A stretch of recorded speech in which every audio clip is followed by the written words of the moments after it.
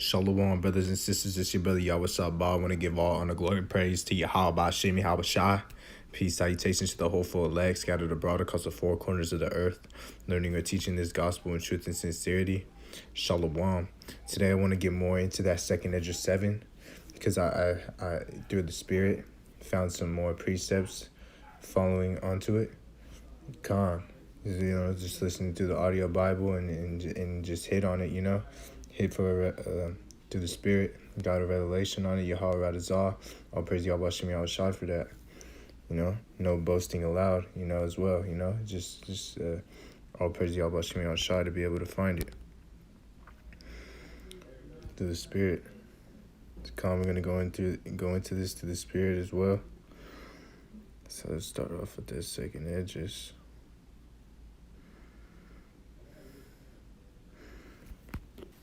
The second Esdras chapter 7, and I'm going to start at verse 2. And he said unto me, Up, Esdras, and hear the words that I am come to tell thee.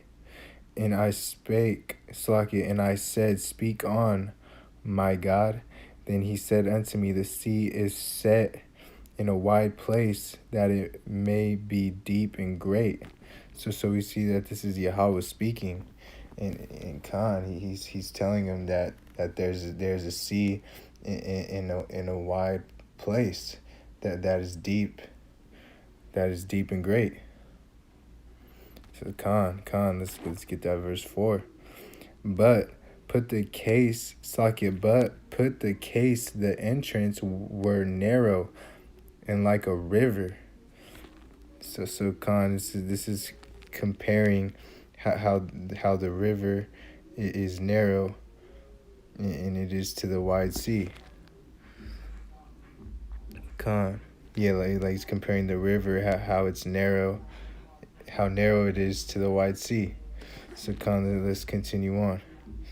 Who then could go into the sea to look upon it and to roll it? If he went not through the narrow, how could he come into the broad? And this is what that's getting into. It's saying like you got to take a river to get to the sea, because you gotta go through the river to head to the sea, and that's broad. Cause Khan, that's what it's getting into, and it's like, cause you won't ever. That's the only way you could get there. You gotta go through the broad to get through the narrow part. Khan.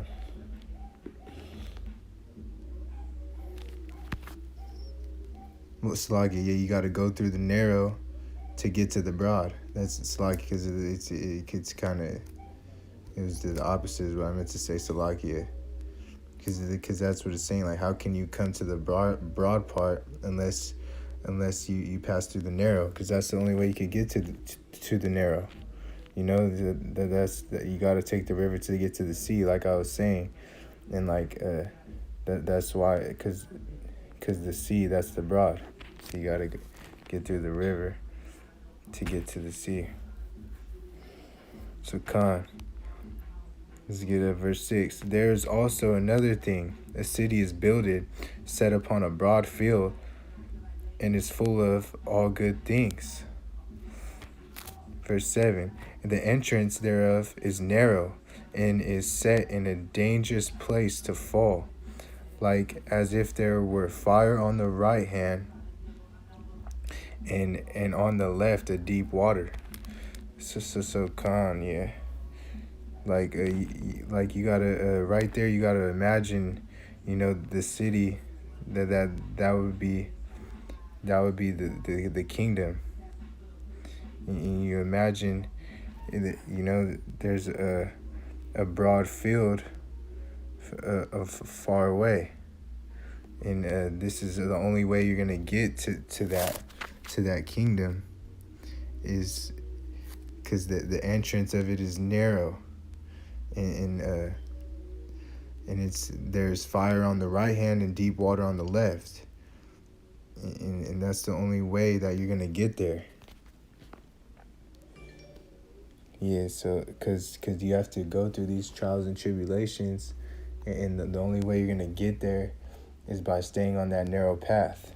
Because if you fall, there's fire. There's fire on the right hand, and then there's the left, the deep water. So now I want to get to Psalms to line up with this. It's the book of Psalms. Because this is what Yahweh was quoting. Because we know, this was Yahweh speaking, like how I explained. Yahweh was quoting David.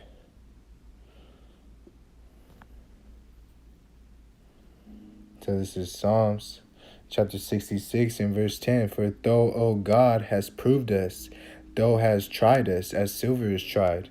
Like when you're going through that narrow path, you're going through the baptism of fire.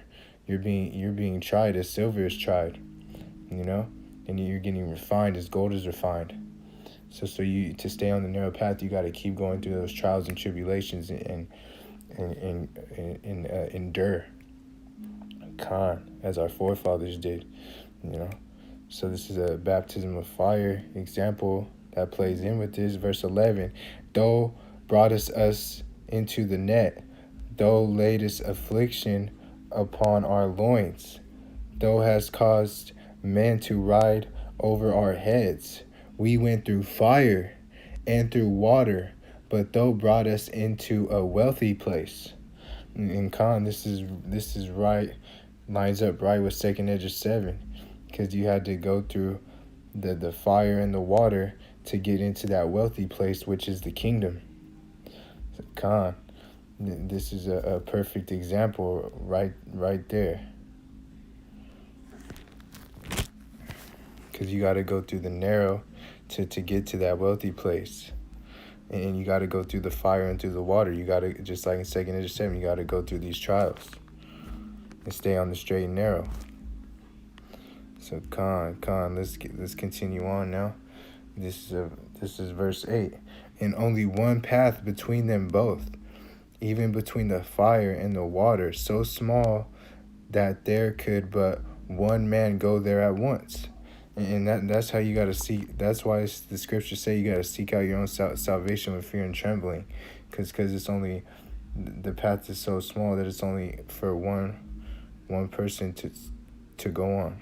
One man go there at once. And like how the scripture says, it's only one path. There's how these false pastors, they'll tell you that there's many paths to get to Yahawashi. These Joel Osteens and Steve Harveys, and even false prophets, those lie in with false prophets and Israelites, try to say we're all family and unity together. This ain't High School Musical. We're all in this together. This ain't that. This is not it. Amos 3:3. How can two walk together if they don't be agreed? There's plenty of precepts on this. Second Corinthians 6:14. And here's another one off the top that I'm thinking of. I brought this out on the blog before, but we can get it. You feel me? This is Proverbs chapter 29 and verse 27. An unjust man is an abomination to the just, and he that is upright in the way is an abomination to the wicked. Because we're on the true doctrine and staying on the through the red letter and the principles and everything through the gospel that makes sense and the true doctrine, then we're not gonna be led astray when someone brings in these heresy. We're gonna stay on the true doctrine. And that lines up with 2nd Esdras 6:14. Salaki 2 Corinthians 6:14. Also in Sirach tells you too that the godly is said is against the sinner. Just paraphrasing. So that's why we gotta stay on this straight and narrow. We can't follow a multitude to do evil. That's what a lot of people are doing in these last days. You can't follow other groups or itchy ear doctrine, just to be a man pleaser. You can't follow man. We're servant of Hamashiach, like how Paul said, don't be a man pleaser as well. He said that too. Walking on this, it's like walking on a narrow log, right? You gotta be cautious of every step you take, because one step you're gonna slip and fall in the water, and there could be fire on the other side, like how I stated. I used to walk on those logs when I was a kid, and it's just one log, and then if you fall, you fall down. You could hurt yourself. Logs are skinny. That's why you gotta be cautious of how you're walking on that narrow path. It's the same as that, But if you're walking on the street, you're comfortable. Everybody's walking on the street. They're doing whatever they want. That's why you got to take heed to this. Take heed to stay on the straight and narrow. Like the scriptures say, take heed to the doctrine.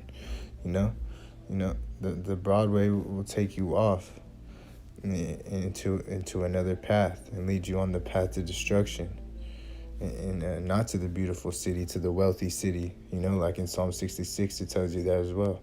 The wealthy city, that's the kingdom. The beautiful city, that's the kingdom. And Yahawashi wouldn't have to come if just being an Israelite would get you saved. John 8, they followed that as well. They thought, I'm the seed of Abraham. But Yahawashi told those Pharisees, you have the seed of your father, the devil. So we got to know that the difference of this stuff, right? Like 1 Corinthians 6:9, it tells you you're not getting in the kingdom if you do those certain type of things. So we got to know the differences we got to have that discernment to know from right and wrong in these last days, because we're too close to the end. We got to stay on this straight and narrow path.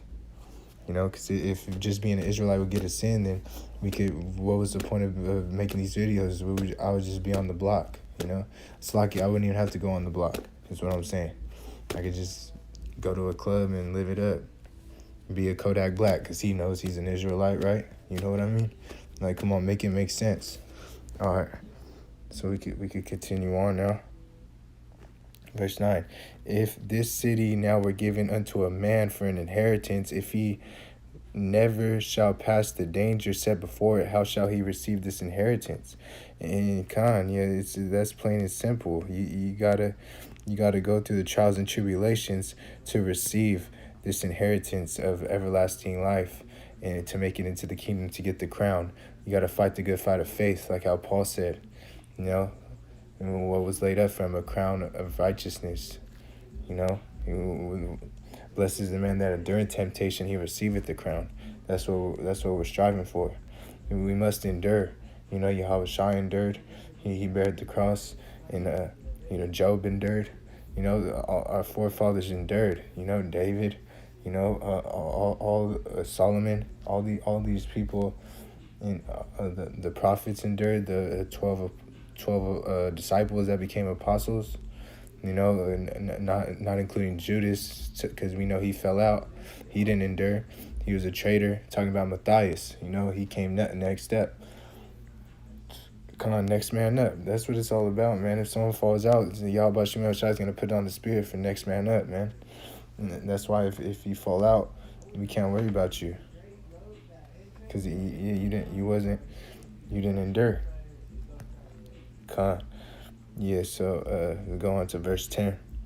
And I said, it is, Lord. Then said he unto me, even so also is Israel's portion. So this is for Israel.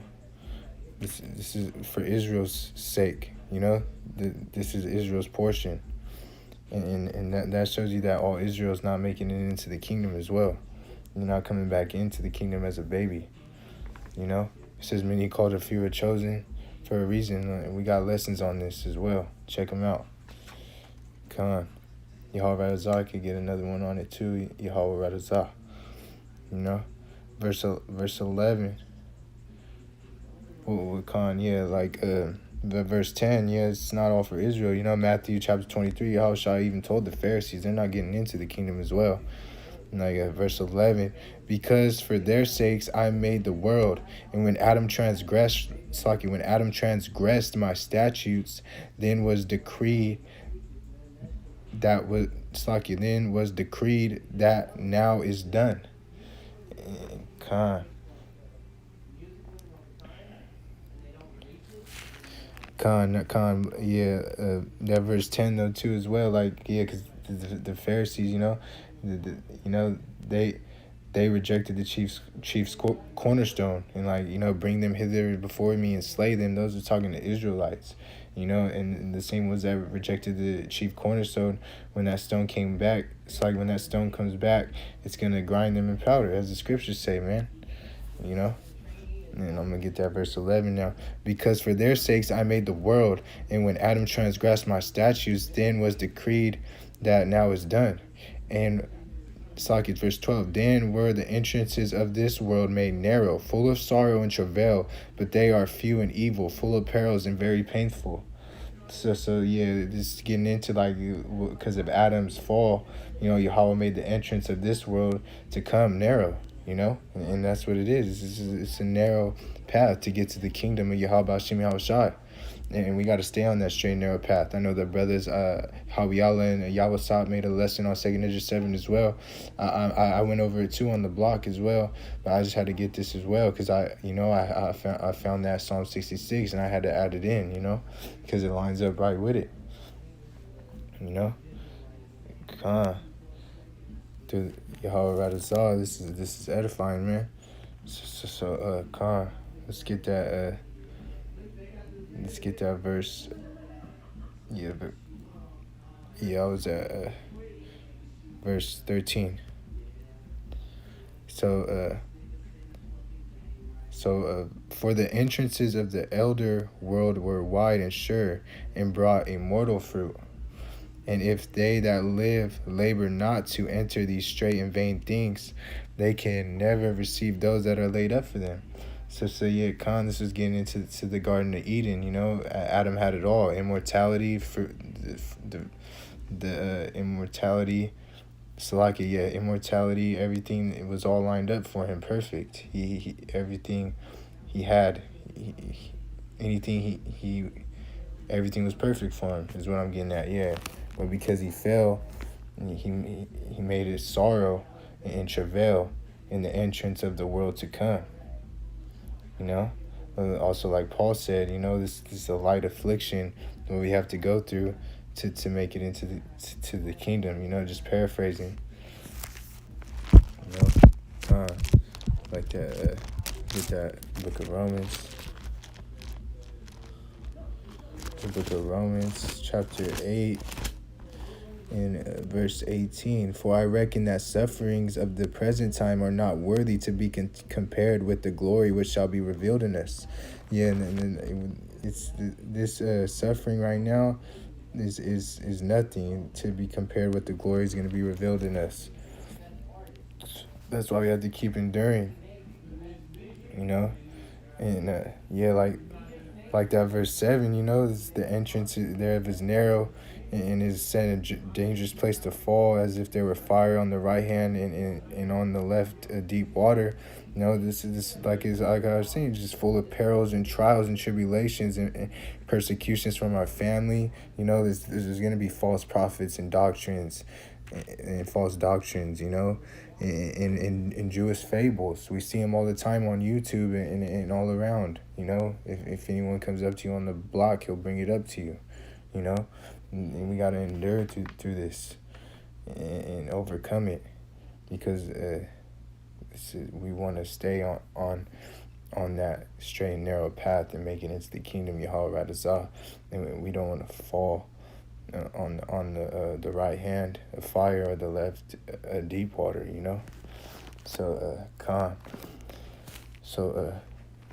Yeah, Yahweh Radazah, this was edifying. Had to line that up with that Psalm 66. And so I want to give all honor, glory, and praise to Yahweh Ba'ashem Yahawashi. Peace, salutation to the hopeful elect scattered abroad across the four corners of the earth, learning and teaching this gospel in truth and sincerity. And let's get that Matthew 26.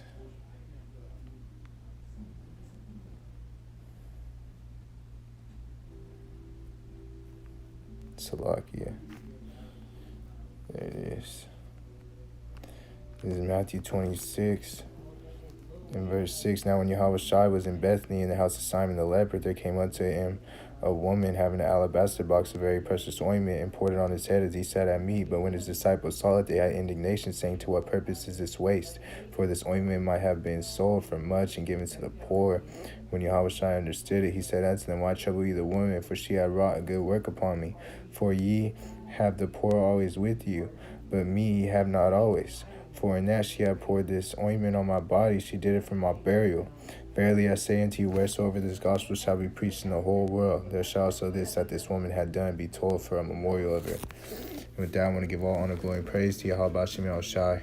Peace, salutation to the whole full elect scattered abroad across the four corners of the earth, learning or teaching this gospel in truth and sincerity, waiting on the second coming of our Lord and Savior, Yahawashi Mashiach, to save us from our enemies, Yahweh Radazawi of the elect. Shalom.